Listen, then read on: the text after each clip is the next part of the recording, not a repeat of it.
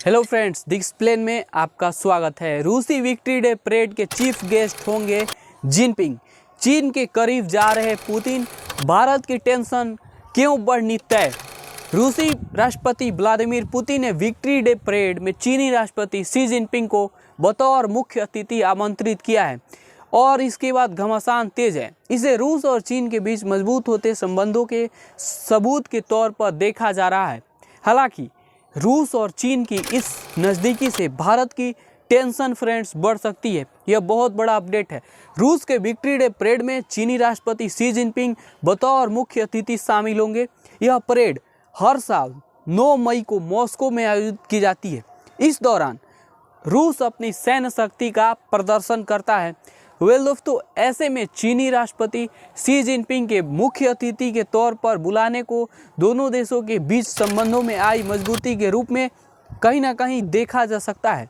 यह दौरा तब और अहम हो गया जब अमेरिकी राष्ट्रपति डोनाल्ड ट्रंप लगातार अपने सहयोगी देशों के खिलाफ टैरिफ लगा रहे हैं। कहीं ना कहीं दोस्तों व्यापार को लेकर ये धमका रहे हैं। जिनपिंग ने स्वीकारा कि रूस का न्योता रूसी सरकार समाचार एजेंसी TASS ने कहा कि चीनी राष्ट्रपति शी जिनपिंग ने द्वितीय विश्व युद्ध में नाजी जर्मनी पर सोवियत विजय के स्मरणोत्सव में भाग लेने के लिए रूस के निमंत्रण को स्वीकार कर लिया है। TASS ने चीन में रूसी राजदूत इगोर के हवाले से बताया कि चीनी राष्ट्रपति शी जिनपिंग ने महान देशभक्ति युद्ध में विजय की 80वीं वर्षगांठ के अवसर पर 9 मई को मॉस्को में होने वाले समारोह में भाग लेने के लिए निमंत्रण स्वीकार कर लिया है। जी हाँ फ्रेंड्स, क्रेमलिन ने दिसंबर में कहा था कि उसने युद्ध की समाप्ति की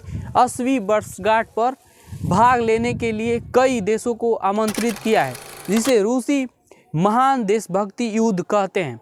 रूस क्यों मनाता है विक्ट्री डे परेड? एक अहम सवाल है। सोवियत संघ ने द्वितीय विश्व युद्ध में 27 मिलियन लोगों को खो दिया था। जी हाँ फ्रेंड्स, ये बहुत बड़ा आंकड़ा है, जिसमें यूक्रेन के कई मिलियन लोग शामिल थे।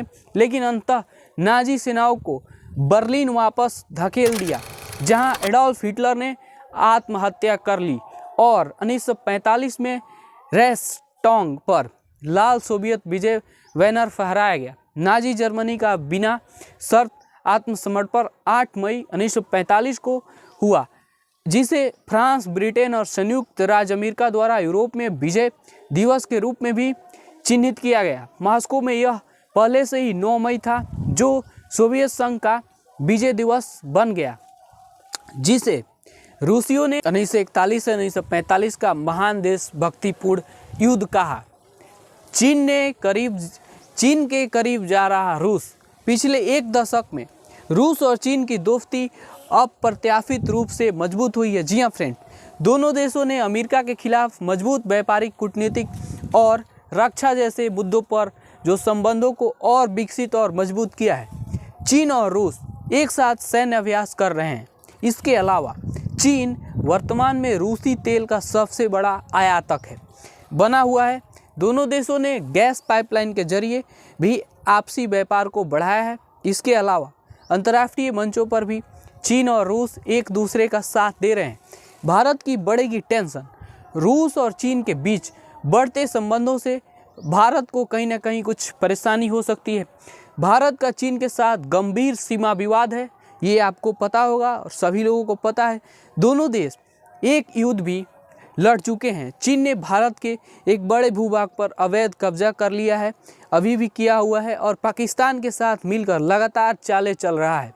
वहीं रूस भारत का पुराना दोस्त है, जिसके साथ मजबूत रक्षा संबंध भी हैं।